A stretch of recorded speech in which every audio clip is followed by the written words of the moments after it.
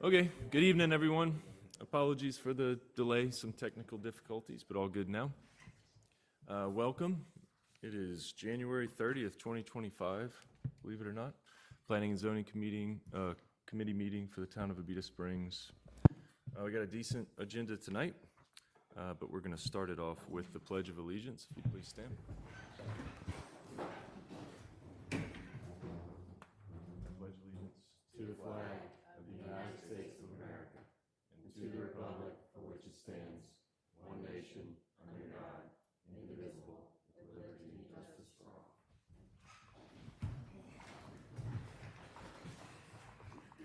All right, quick roll call. We're missing Lex, and all other members are present. Yeah, members, I won't introduce staff. We don't need to do that, do we? Yeah, we know who you are. Any agenda modifications that we need to talk about? No. All good? We're already 4 through. Okay, first item up. We didn't have a meeting in December, so we have our November meeting minutes to accept. We have copies of them. We have a motion to accept, or shall we start reading? I would love to move that we accept the minutes from November 21st, 2024. Second the motion. All in favor? Aye. Awesome. Next item up, we do this every year, election of chairman and vice chairman. Who wants it? Who's interested? You guys. Let it ride, yeah. Yeah, Wanna let it ride? So, All good. my They're question, good, they're doing well. I know. It ain't like broke, don't them. fix it, you They're know. lovely. Is there a reason why we have to vote on this every year, or could we extend it for 2 years? Yeah, we could probably do it. I don't know. In case something changes, I guess. It would be an ordinance change, right? If we think it's worth it, we could, but we could just, But it just seems like to prolong the continuity would be better. maybe we take that, think about it a little. I mean, I think if there's benefit to it, we could, Let's get you elected tonight, and then. Oh, okay. Get the big That's a head, yeah. great idea. There we Big go. I head. like that. this group makes it easy anyway. Yeah. Okay, so, well, I guess we still need an election, or do we defer? Okay, so do we need Okay. to move on this one too? Yeah, we'll have a motion for chair, a motion for vice chair, and each time we'll have to do a vote. It'll be fun. Okay. Okay. You gonna move or shall I? Go ahead. Because fine. we don't want it, do we? No, we No, don't. we Oh, your mics aren't on. This is why I'm chair. Yep. Sorry. All right, we have a nomination for chair. Okay, I move that John is chair again. Do we have a second? Second? All in favor? Aye. Aye. I'll even vote aye on that one. Okay, motion passes. Vice chair, do we have a I nomination? move that Chad Hall be second in command. I second. All in favor? Aye. Aye. Aye, definitely aye. All right, perfect. You get a raise. All right. Okay, we have Double one your item up salary. under planning, and that is review of the Abita Safe Streets for All action plan documents. And I saw Kristen pulling it up. I must have missed that one.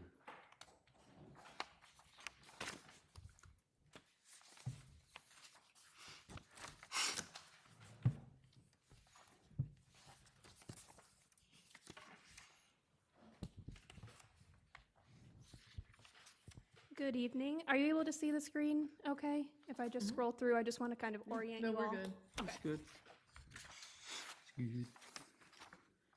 So I'm here in this Safe Streets capacity, but I have been here in front of you all in the supplemental planning capacity. But my name is Kara Dudek-Meisel, and I work for Desireline, the urban planning firm.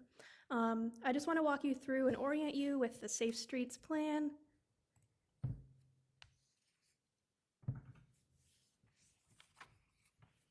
It's almost 60 pages, and I'm starting out by just showing you all the acknowledgements, the people who worked on this. There is, maybe I'll zoom in a little bit so you can see better.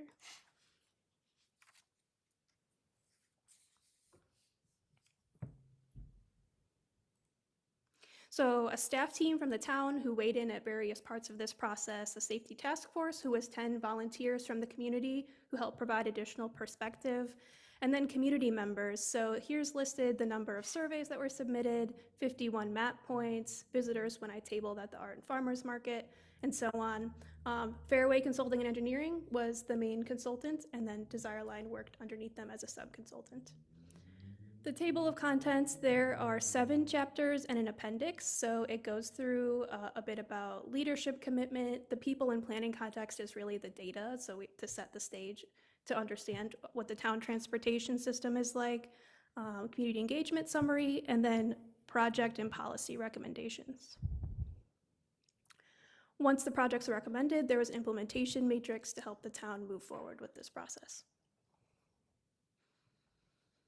The executive summary talks a bit about, this was received from the U.S. Department of Transportation Safe Streets and Roads for All grant program. It was $252,000, and it really focuses on creating a safer system to eliminate serious crashes and fatalities for everyone that uses the roadways in Abita Springs. This is the Vision Zero resolution, which describes the goal to have none of those serious or fatal crashes by 2035 on Abita Springs streets by creating these interventions that are so important. I'll go through this quickly, but this is the data collection that has everything about equity and who was considered in this process, demographics, public health, tying it to the master plan, and then a land use review. Equity just talks about how transportation equity is a fairness in mobility and accessibility for all community members, and that may be different for different groups of people. They may have different needs. This black box is the Abita Springs town boundaries. These other census tracts are the service area, so when the town applied, they said more people use Abita Springs for goods and services than just the people that live here, and let's take a look at who these people are as well and how we can facilitate their access. Population and age was the first demographic. Vehicle access, so there's 42 households in Abita Springs that don't have access to a vehicle. Some of these other ways to move around town become even more important. We looked at income and poverty, median income, social vulnerability index, which looks at a variety of metrics from socioeconomic status and household, race and ethnicity, housing type and transportation.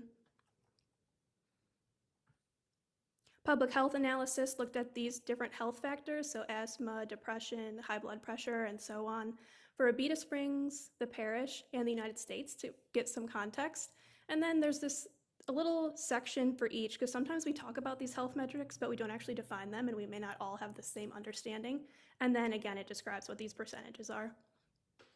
I could talk to you all for 2 hours about this, so I'm trying to just move very quickly, but I'm happy to answer questions, or talk more later.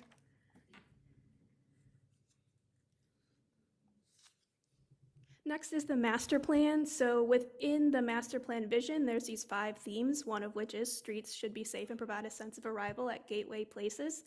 And then we went through each of the chapters and pulled out exact goals that align with this planning process to try to make sure that they're not only in alignment, but any goals in this plan also help achieve those goals or provide an extra level of support for grant applications and things, because they are in both this plan and your master plan.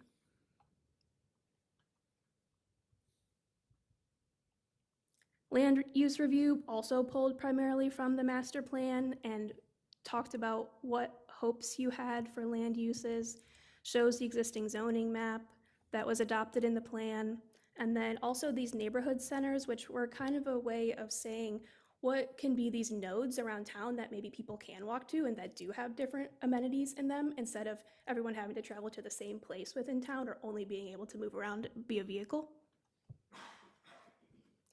Transportation network and crash data was where Fairway Engineering heavily analyzed the roadway system, and you'll see crashes later. So there's about 7 miles of state-maintained highways, 25 miles of local, which is town-owned, and then 4 miles of parish-maintained roads. But what's interesting is that the local and parish-maintained roads are about 70% of the roadway network, but only 12.5% of the total crashes. So a lot of those crashes are happening on state routes, which, there's more traffic. The speeds are often higher, so it makes sense, but it also is a little bit more complicated when you have to work through, the system of the Department of Transportation and Development and not just, sort of maybe a more nimble improvement if it were just town-owned. These clusters of crashes are where 16 or more crashes happened within a 100-foot radius. So it helped narrow in on where some of these points are that needed to be looked at closer. This is the traffic circle, and up here is Main and Maple. Crash severities, red being severe, green being property damage, and yellow being minor. It kind of looks like a map of the state routes. You can see 59 through here. Here's a traffic circle, 36. Contributing factors, so roadway surface, lighting conditions, things like that. Pedestrian involvement. I always like to qualify, there could be some near misses that weren't reported as crashes and are still scary pedestrian involvement experiences, which is why we had to parallel this data with what we heard from people in the community as well. So through all that, high-risk locations were identified, and these were the first infrastructure locations that were looked at for improvements. This chapter gives a timeline of the engagement. So starting back in July was when the Safety Task Force was developed. We had a project website. The first Safety Task Force meeting, remember those are the 10 volunteers that were helping guide this process more specifically. The community survey was open for about 4 weeks, and there were 56 responses. Those were both online and paper copies available at the market and then also at the meetings.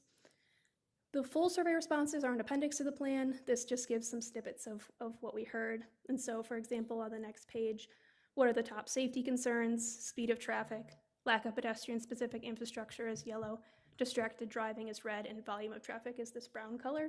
So these things help us then create the policies and the recommendations from what people said.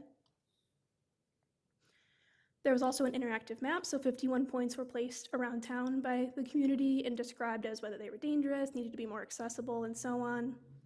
At the farmers market, we had this activity, which was a coloring page, so even talking to kids about safe streets in the way that is looking for cars or making sure you're in crosswalks or things like that. There was an open house, Safety Task Force meeting, and then we had another open house about a month later, and this was a picture from it, so people could look at plan sheets, put stickers on it, leave comments, and so on. From all that, there were project and policy recommendations that were created. So planning, policy, and process was things like reduce speed and speeding enforcement. It's not infrastructure necessarily, but it's something that does really affect safety. Complete streets, traffic calming. This is in process when Level Street was being constructed or upgraded. Safe routes to schools. And then after those planning and policy recommendations, there were these physical built environment recommendations. And so you'll see 15 of these pages for each of the 15 projects that has a drone photo, unless there was tree cover. Then there's just a photo from ground level, but it describes a safety analysis at the location, the proposed project, community input, and then if it was directly a project in the master plan, made sure to call that out. So there's 15 of those that have each of these projects have recommendations within them.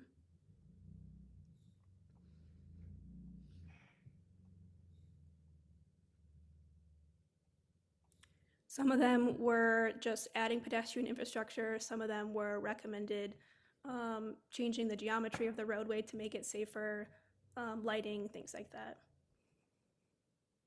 This is 59, so the recommendation to have pedestrians and bicyclists be able to cross or travel along in a way that's safe, because right now it's very narrow and that does not exist.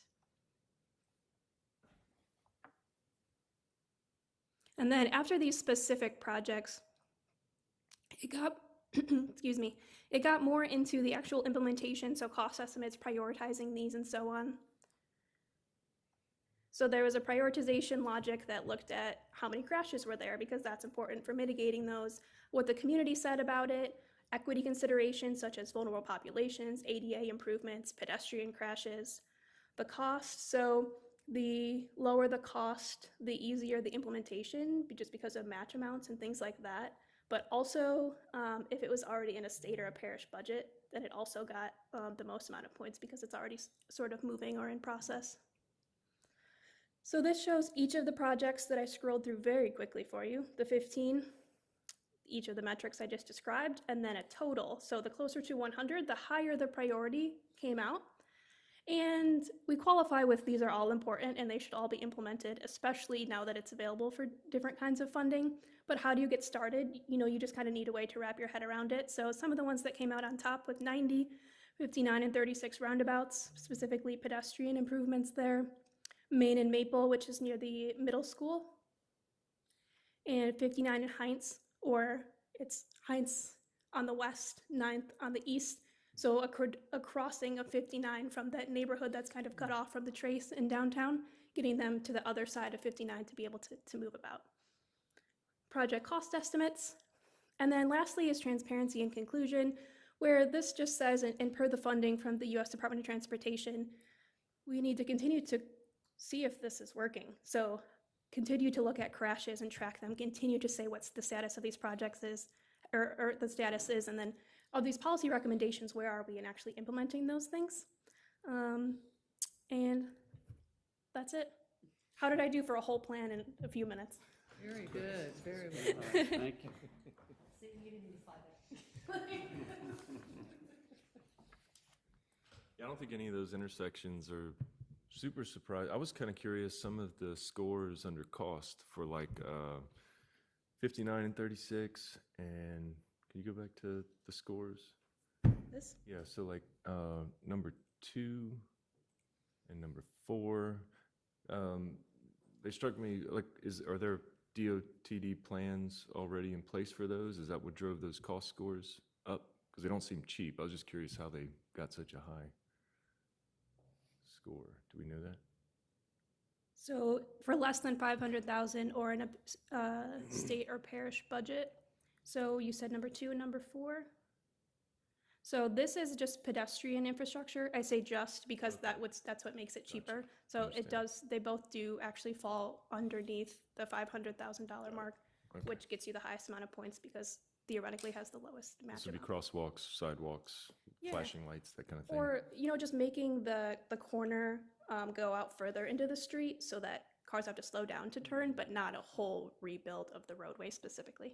Okay, and then what's the next, we move out of this phase, and what's the product of this?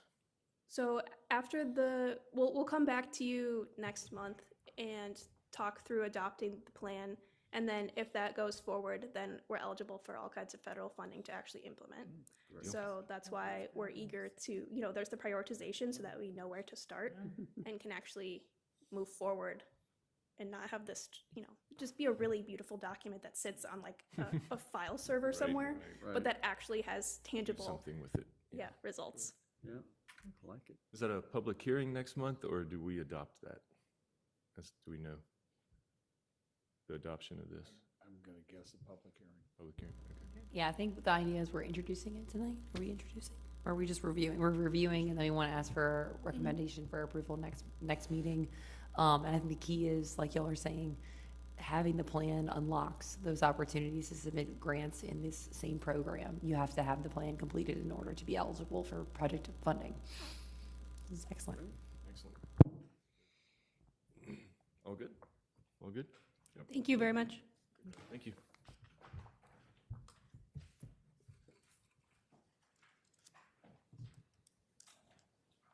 Okay, the fun one. So we have a public hearing under zoning. That concludes the planning section, by the way. The only item up under zoning is the public hearing, and that is to kind of revise the ordinances to remove some confusing language related to what's currently designated as residential historic and commercial historic. We've run through it a few times, but we probably have to do it again, don't we? Yep. We probably should. Yeah, I can go through it. If you don't mind pulling the report up. One of the things, y'all, in your packet, you'll notice there's a quick summary, an overview cover sheet. Actually, you're going to fuss at me, Kristen, but I kind of want to slide to the last page of the report first, which, it's because after working with y'all, we realized that there was a element that we were just not stating because we just kept thinking it was obvious, but it wasn't obvious, and it's creating a lot of confusion. So then the last page of y'all's report actually shows a map of this, yeah, beautiful. A map of the current extent of the historic district administered by the town. So what's throwing everyone off is that when we show the existing overlay in the existing historic/commercial districts, it's smaller than this. I want y'all to know that, and this says it in the actual title, that this extent is gonna remain unchanged, right, if the proposed amendments are approved. So if you slide up, Kristen, so that is a page before it, you're gonna see how it shrinks, right? It's because what we're trying to do with this amendment is we're trying to address the fact that this is confusing, right? It's confusing when you see this and you know that there's a lot more area in the town that is managed via the Historic District Commission, and it's because of the zoning. That zoning is the core issue. This is what's mapped right now, and it's mapped as both a base layer and an overlay. So the first thing we have to do is separate that overlay from the base area, the base district, right? And we acknowledge that even though the Historic Commission has an administrative extent larger than this, it's because the other districts say, and also requires historic district approval, it's not actually mapped, right? As part of the rezoning process for the whole town, we can have a discussion of, do we want to extend the overlay to include all those districts where the Historic District Commission has purview? But we're trying not to do that in this step because we're trying not to actually make substantial amendments to the map itself. We're just trying to clarify, like, there is an overlay and there are base zoning districts. The next step would be to say, let's look at the extent and maybe extend the Historic District Commission's purview, reflect it in the overlay. Okay, because I think this is, most people, every time we pull up this map, everybody starts to scratch their heads. And they're like, wait, the center of town, we know the Historic District Commission reviews that, or we know this area is. So I wanted to start by making that clarification. And so if you go back to the first cover page, thank you so much, Kristen. There were two goals of this. The first one was we're working to rezone, to work with the community and y'all to update the town zoning, which is a big recommendation within the town's master plan. In order to do that, we know we have to compare sort of apples to apples. This is one of those things that if we don't fix, it's gonna make it confusing in the next step, right? Because you can't rezone an area, for example, extend the overlay district if it's snapped to residential and commercial-based zoning districts. So we have to like unsnap them, and then we can have a conversation about where that overlay may or may not be appropriate in the future. So this is sort of, the mapping element is housekeeping, right? In anticipation of the larger rezoning process. The intent is not to substantially change really anything that's happening on the ground, except for, right, the fact that the way the code reads right now, because the residential and commercial historic blur the line between the ability to do commercial uses in the residential-based zoning district, we are actually clarifying with this amendment that you're not allowed to do commercial things in the areas that are zoned residential historic. So there is one clarification that I think we heard a lot of support for, because most people assume that's the case, right? So we're really just confirming that assumption.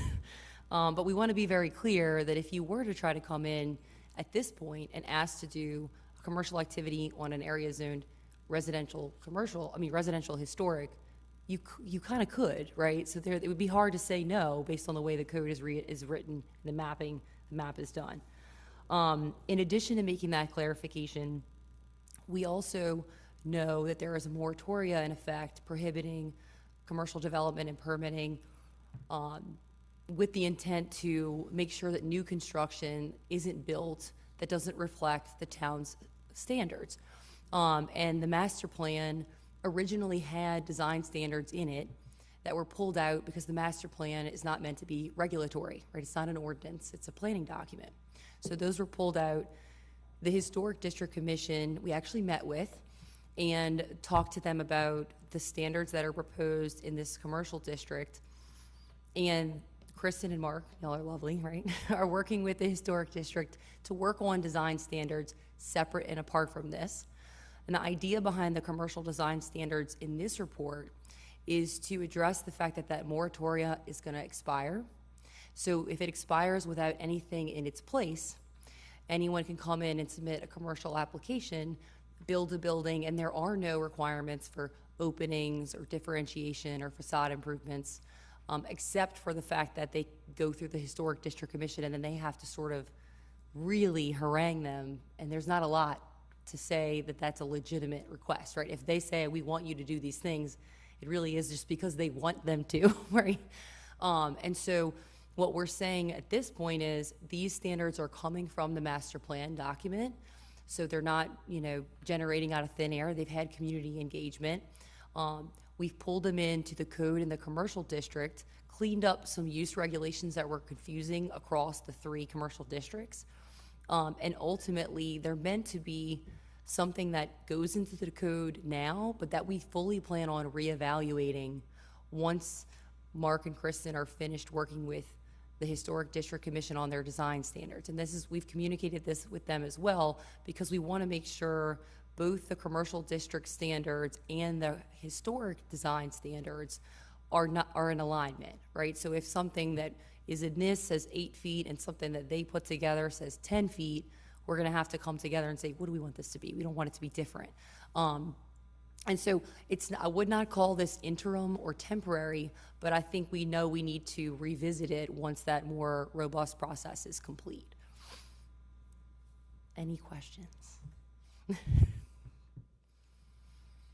And I will say too, we're designing this to be 2 different ordinances because we know they're kind of 2 different things.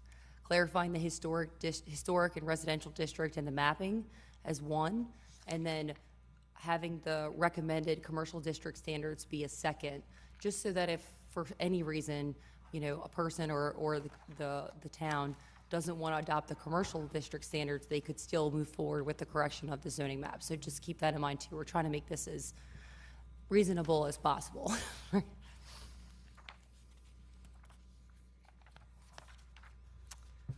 Yeah, we've run through the ordinance language draft a few times.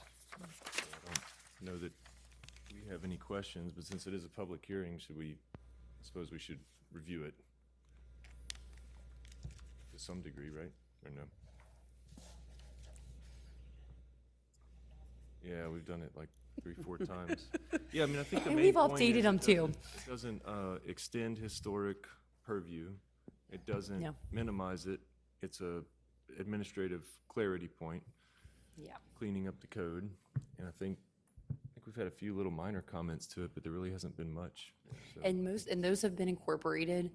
And I think if we come across something, as it's adopted and implemented, right, if it's approved, we're in the position to be able to incorporate those edits as housekeeping items as part of next steps as well. So I think we kind of fully intend that that's going to be the case because we're pulling these from the master planning document, which is very visionary. Some elements may not make as much sense when it goes on the ground, depending on the timing of things. okay. Any other discussion? All good? Okay. Shall we open for public comment? Okay, we'll go ahead and open for any public comment related to this public hearing. No one. Perfect. Okay. Well, we'll go ahead and close public comment. So we've got to make a decision here. No other deliberation. We'll open for a motion. Move to accept the amendments to the code, the zoning map. I second it. All in favor? Aye. Aye. Aye. Okay, so moved. I know that was a lot of work too, so it looks good. Thank you. A motion that actually says that you're voting to favorably recommend that these amendments move forward to town council for them to review. It was a good job, but we just need to do it again. Not good enough. Good job, but not good enough. Okay, Kristen, there's a lot of words. I'm trying to Sorry, get this sorry. right. Do we need to do it separately? Jenna wants to know since it's two separate amendments. Making a motion. Yeah. So the key points are, this is going to town council. Yes. You're making a It needs to be recommendation. favorable. So let's separate them. If we can Okay, have a motion for each of these two items. Okay. okay. So the,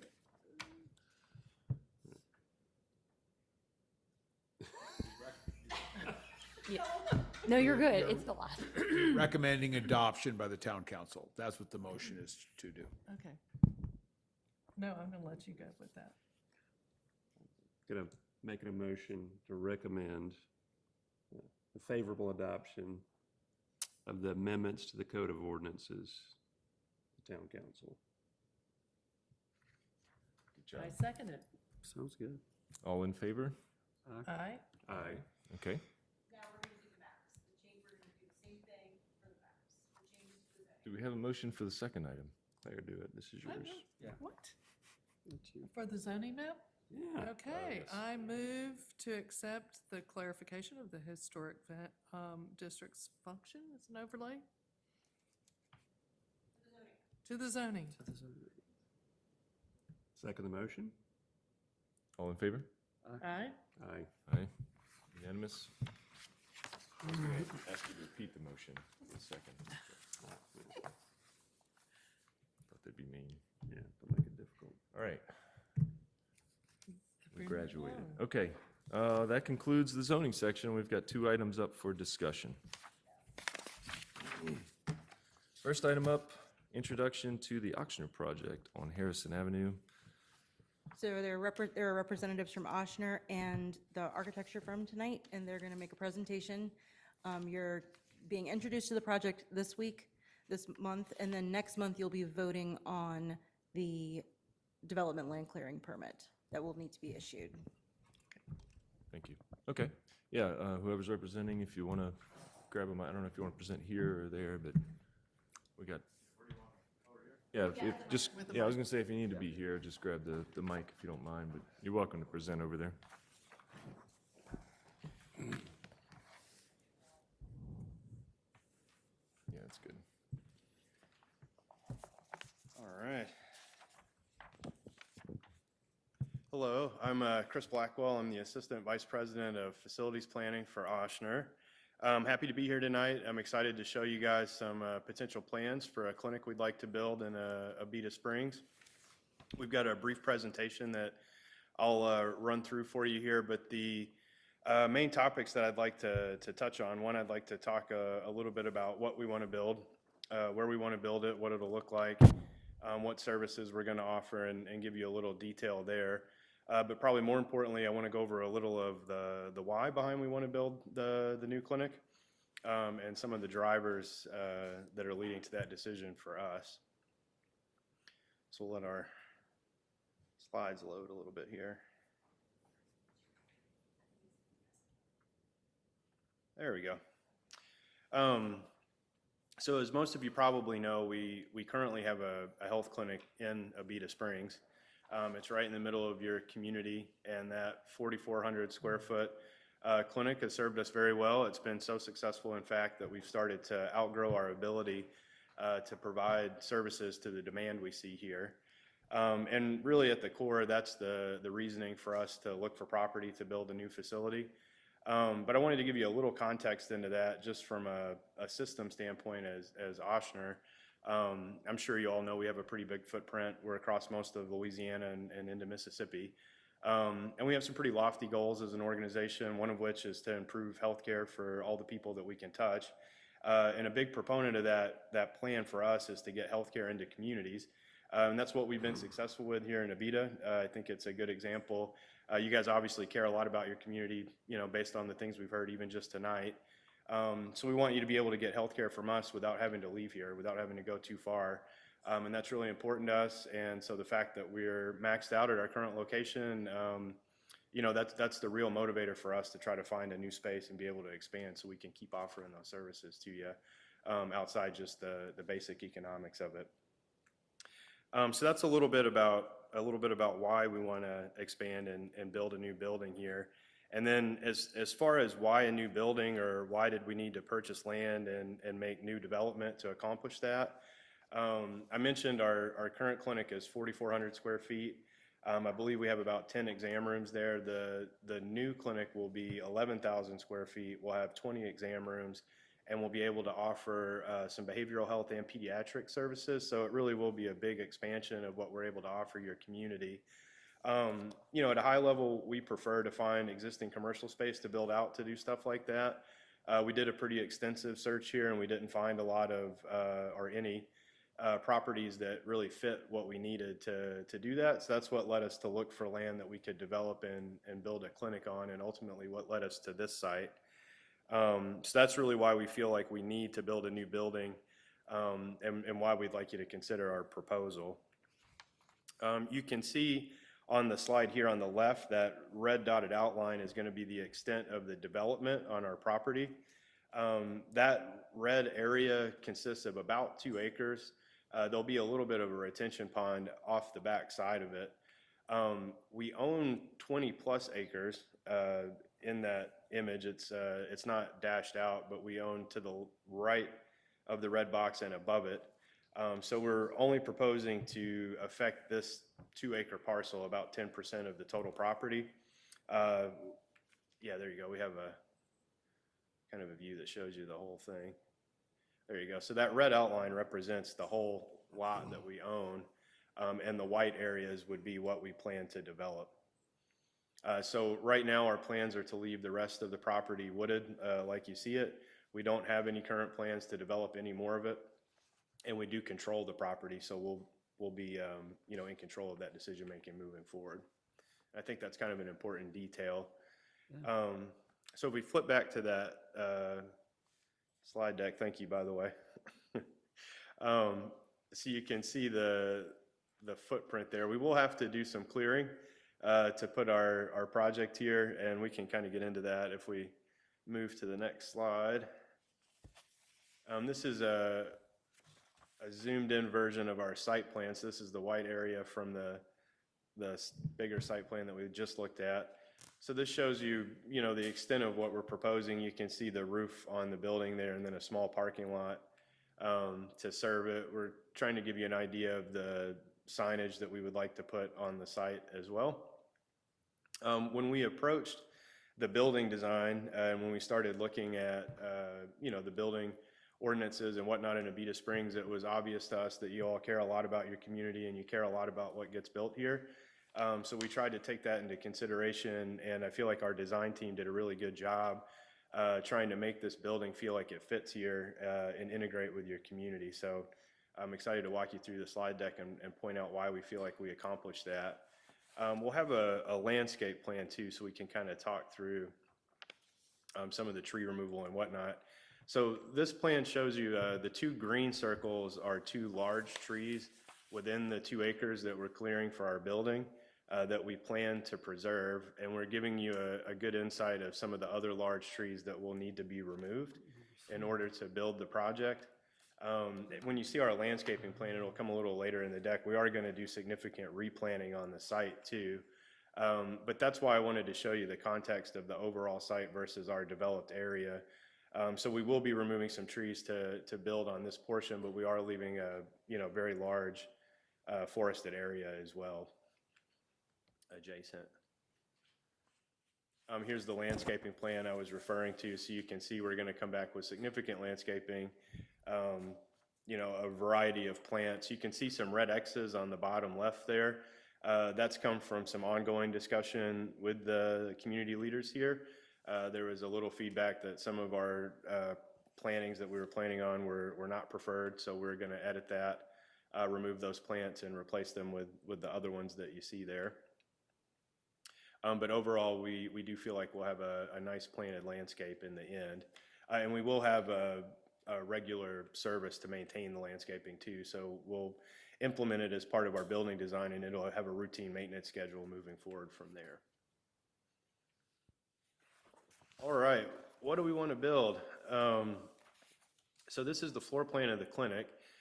This is a pretty typical Ochsner build for us. We build a lot of clinics. This model has worked well for us. So the floor plan represents exam rooms around the outside. You can see those blue squares. So those are the 20-plus exam rooms I was mentioning earlier. The center of the building will house most of the support functions, nurse stations, doctor's offices, conference rooms, break rooms, medicine rooms, little labs. We have a blood draw area. And then the entrance to the building is down at the bottom of the page, where we have a small lobby and a check-in, check-out. Overall, pretty straightforward clinic. Our plan is to provide primary care services here. We will have 3 or 4 pediatric exam rooms and pediatric staff in this building, as well as a behavioral health provider as well. So we'll be able to offer all those services here. The point of care testing and the blood draw mean that if you are having a bigger procedure somewhere else, you'll be able to come here to do some of those pre-services, right? To have your labs done or your blood drawn, so you don't have to leave and go far out to have those things done prior to maybe traveling for more intensive care. We've got a few building elevations. We have some renderings too to give you a little better flavor. Those are some fencing and building materials. But kind of getting into the design of the building, specifically the exterior, some of the things that we looked at and strived for when we were designing the building, we wanted to really implement vernacular materials. And that's an architectural term. Really, we want to make the building look like it belongs in Abita and maybe like it's been here, right? Not a new alien thing that we're dropping in your town. So some of the features that we think accomplish that are the exposed timber that you see on the outside of the building. We really feel like we accomplished a appropriate size or proportion, right? It doesn't feel too big or too ominous. We tried to keep a residential feel to the design overall.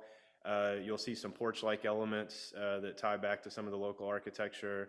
Our roofing materials are mainly asphalt shingles. We do have some metal roofing too, which you see on a lot of buildings around Abita Springs.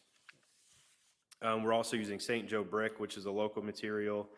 You'll see gutters and downspouts, which help accomplish that residential feel. And then also the siding is fiber cement, but it gives the wood look. So we feel like it blends really well with the surrounding buildings and town as a whole.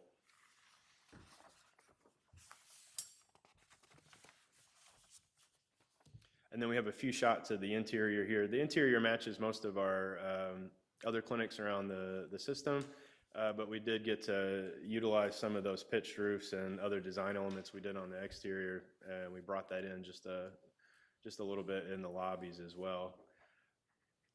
But overall, we feel like we've accomplished a design that's sensitive to Abita. We're excited to show it to you tonight. Really pleased with the effort we've had from our design professionals, several of which are here tonight. So yeah, I'm excited to show you guys our plans.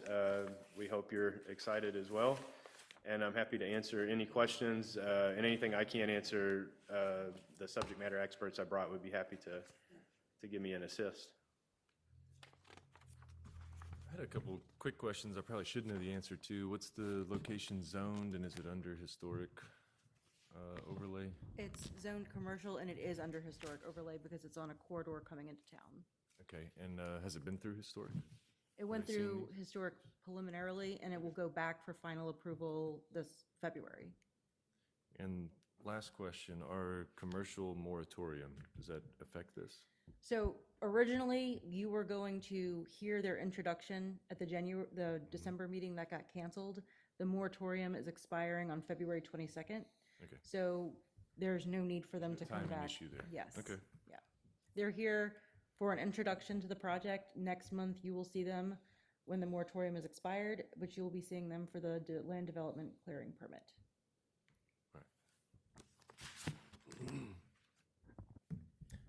Questions? I think it looks great. I love Me the too. I think it- exterior. The perspectives help a lot. I think Yeah. most people will respond favorably to the perspectives and that rendering. Yeah, it's a big improvement from what it looked like 3 years ago, the original design. Good, yeah. I won't take any credit. These guys did all the work. I just get to show it to you. But it's so needed here.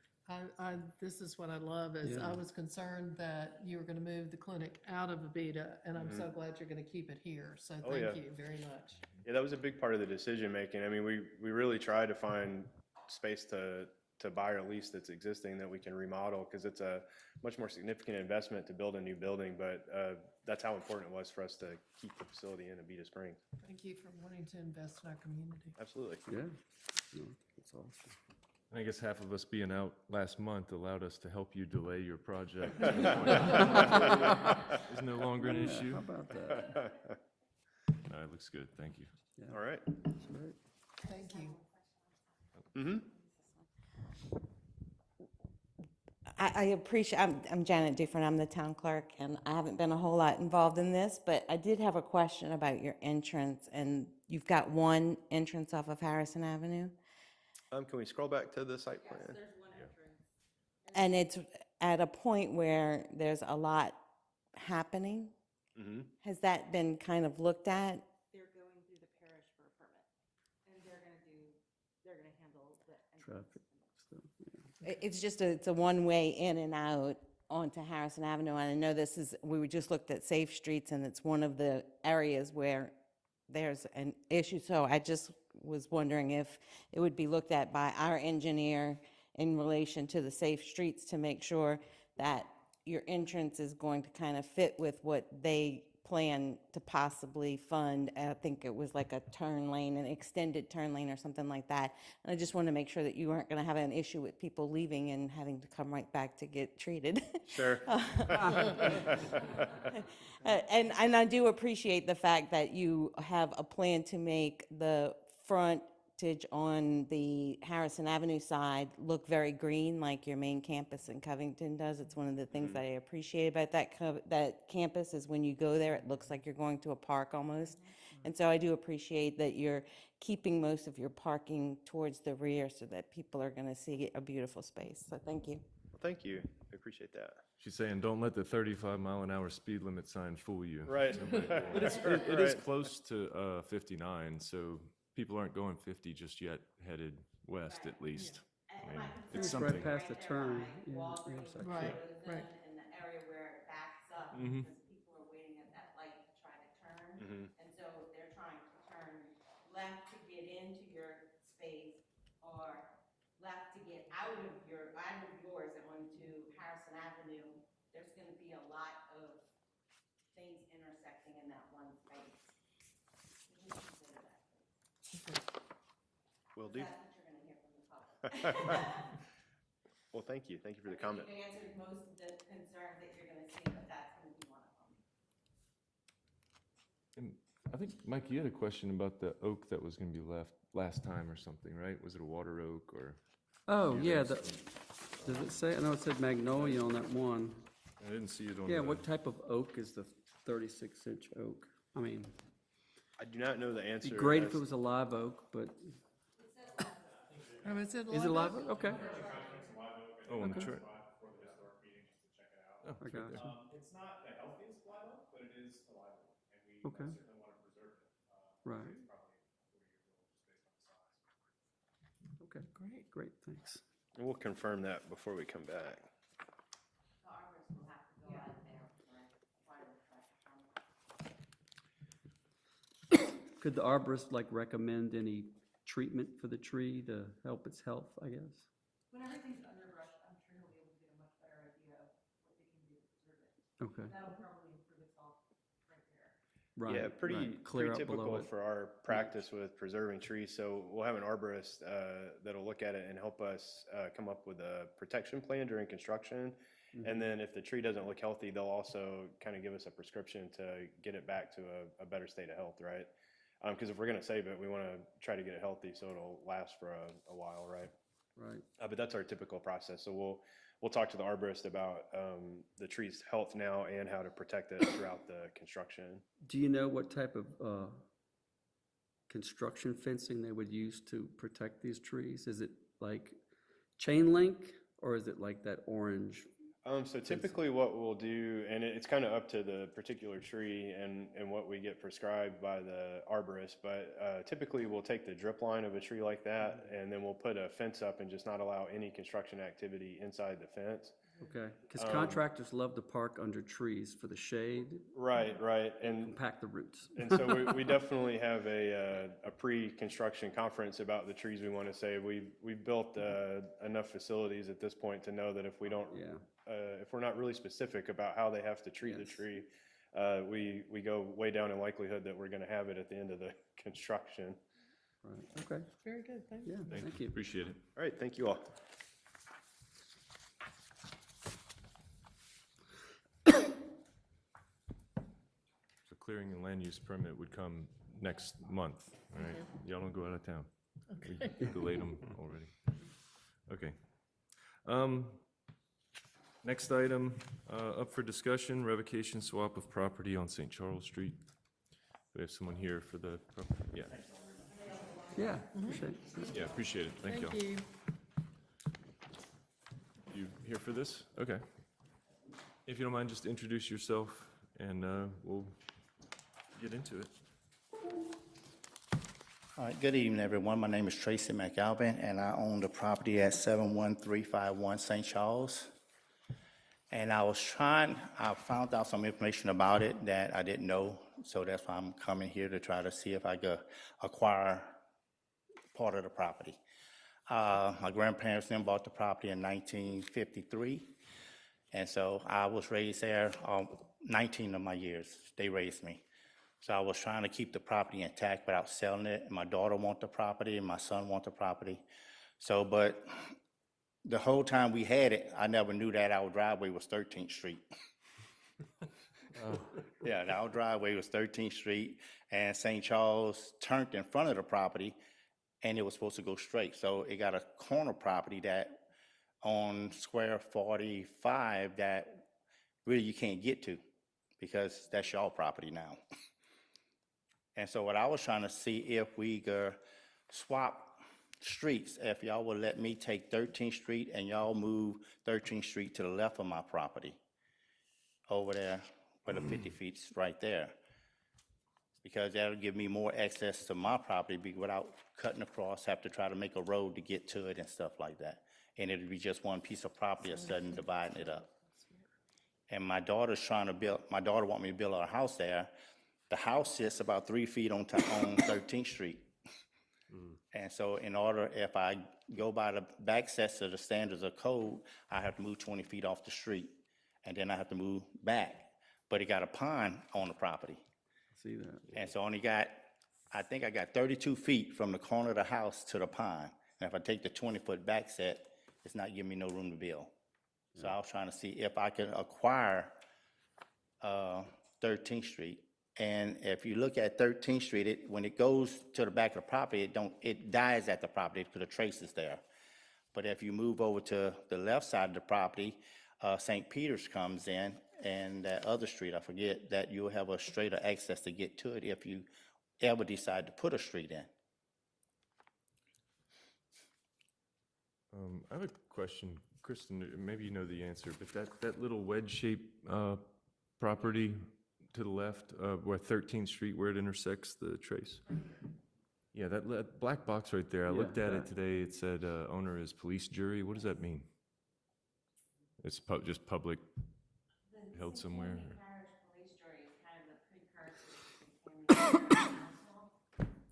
Just parish-owned.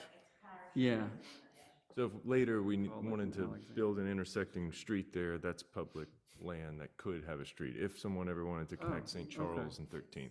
so Yeah, that's not a conflict. right. Oh, okay, that's great. Yeah, that was, I guess Yeah, that's that was what we were that's what we talking were about. talking That's what about we were earlier, talking is about how that would earlier. make, how that connection would happen. Yeah. So, Yeah, so you'd have to join it, St. Charles to 13th there.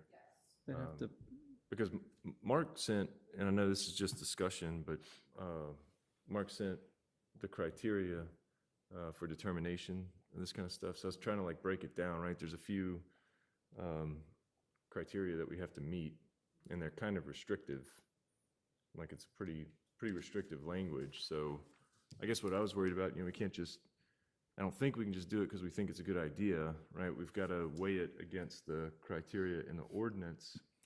And if we find something flaw with the ordinance, that's a different deal, but We've been talking about the same thing for a year when similar Right. yeah. property, and Yes, I can't right. understand why that didn't go forward, except who's gonna pay for the survey or the, Well, that one's not a one-for-one, that one's got a few nuances to it as well. Right, a little more complicated.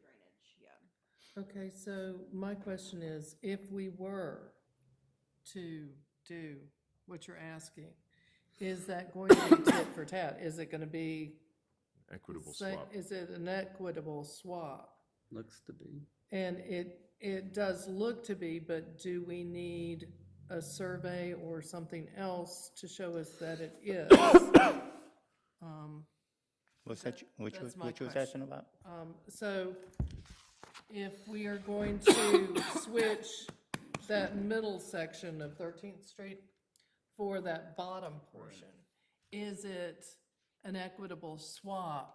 And, There's no way to know that without the appraisal. yeah, so I guess we need an appraisal for that. Right. You can look at the shape of It it. looks Visually, almost identical. visually, it looks like It looks almost identical. I think you'd have to actually return slightly more if we maintain a 50-foot slice, Yeah. right? It looks like we're, because it's actually- angled, we're actually, Yeah. it'd actually be slightly bigger that's being returned to the town.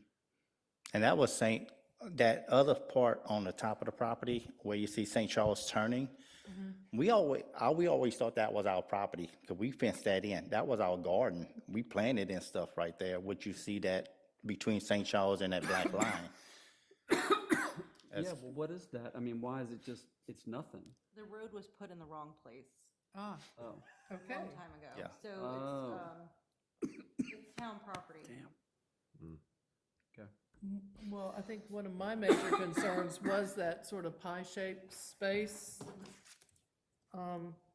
that by 13th to St. Peter, to access the 50 that we would be picking up if we exchange the property. And so, but that gives us an out if it's police jury, so. In the time that we would use to spend to do more research into this, that would be some phone calls that we'd have to make, ask our attorneys to look into. Okay. So kind of the criteria that I was trying to break down, no longer necessary for public use and will not be necessary for public use in the foreseeable future. So I think those are two criteria we would have to consider. And then, does the property owner show an unusual and practical difficulty or particular hardship, which, I don't know, I guess that's. He's got a house on Yeah, it he right can't now. build his house You because of can't the build a pump. house, so is that a hardship? Well, there's a house on it right now. Hmm? And there's a house on it right now. Yeah, and the reason I wanted to build right there, because everything is there, the water line, the gas line, and the sewer line, all the taps are right there. So it'll be a fee my daughter wouldn't have to acquire if I build a house for her. And I think it guides us a little bit because it says, not merely serve as a convenience, right? So it kind of helps guide us what a hardship is, because that's a bit subjective. But I think we're beyond convenience, right? It's not a Right. convenience point.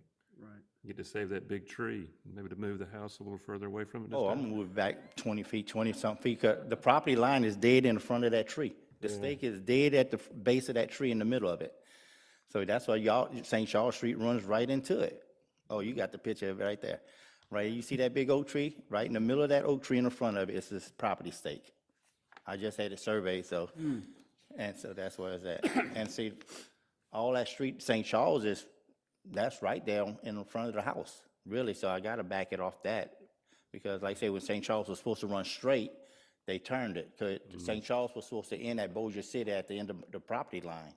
It's where it was supposed to stop at, and I don't know, way back then, they put a rock road in long, when it first was done and everything, so they turned it for some reason, so I guess to make it where you could go around to other people's property where you could go down St. Charles.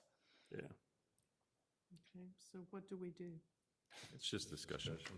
Okay. Yeah. So here's, I'd like to make a suggestion if I could. So this is just a discussion item. What the code specifies is that prior to the town council taking any action on a revocation or an exchange, in this case, an exchange, that the planning commission must first favorably approve it after conducting a public hearing. So what I'm going to suggest is that maybe we get, So we need a public hearing. yeah, it looks like we would be having a public hearing in a month, and we probably want a little bit more information from the applicant as to what the hardship is, so that you have a clear idea of what's involved with the hardship. Yeah, there's nothing in the code that specifies appraisals or when they're to be done or who's to pay for them. So that'll be kind of a, I would guess, TBD until a later date, until we can figure it Mechanics out. of how it would come together. Yeah. Yeah, I do think it would be a good idea to be familiar with 9128, right? Hardship versus convenience when you make your pitch, next month or something? I gave you a Yeah. copy of it, I can give you another copy. Okay. Yeah, it's for the applicant to demonstrate that there's, as it specifies in here, some kind of a unique hardship that they face. So that's kind of on your shoulders to give them some information to help make that decision. Okay. Okay, All good? yeah, Okay. we're good. All right. Thank you. Thank you. All right. All right. We're getting close. Public comments. We'll go ahead and, that concludes all items on the agenda. So we're just left with our kind of closing section, concluding section, public comments. I'll wait 10 minutes to ensure everyone has an opportunity to make public And comments. it's only one left, public comments. Email in She's a not paying comment. attention to us anymore. Text us. Counting on you. You're the last one left. And do you have any announcements, Janet? Okay, we're moving straight to our announcements section. I know Kristen always has some. What you got? Pushmo's coming. Oh, yeah, Pushmo. The farmer's market is back to 10 to whatever, because they moved it further. Oh, the time? Yeah, they moved the time. 10 to Okay, 2. so 10 to 2 now, because it was like 11 to 3 or something. For the summer, for other months. Okay, whatever, okay, Sorry, it is other. okay. The Buster Fest is on March 30th. Oh, awesome. Old yeah. Town Garage Sale is March 22nd. Mama's Neighborhood Cook-Off is on March 8th. Go backwards for y'all. And then February 23rd is Pushmo. Okay, No one heard Yes. that. all good. Your microphone's off. You have to say it That's all- okay. Say it all again. The webpage has all the upcoming events. The theme of Mardi Gras this year is Pushmo. Pushmo is Nightmare at the Museum. Excellent. All right. Mike, is your band gonna be in it? Excuse me? Is your band gonna be? No, no, just the fam. And if you haven't watched the town council meeting, the theme for this month is Nightmare at the Sewer. Indeed. Oh. I don't want to watch that one. All right, well, that concludes our meeting. Last thing we need is a motion clearly stated with the precise words. We have till, I'd say, give it till 8:30, and if we can get proper motion, we can get out of here. Move to adjourn. I second it. All in favor? Aye. Aye. Is it good? Yay. All right.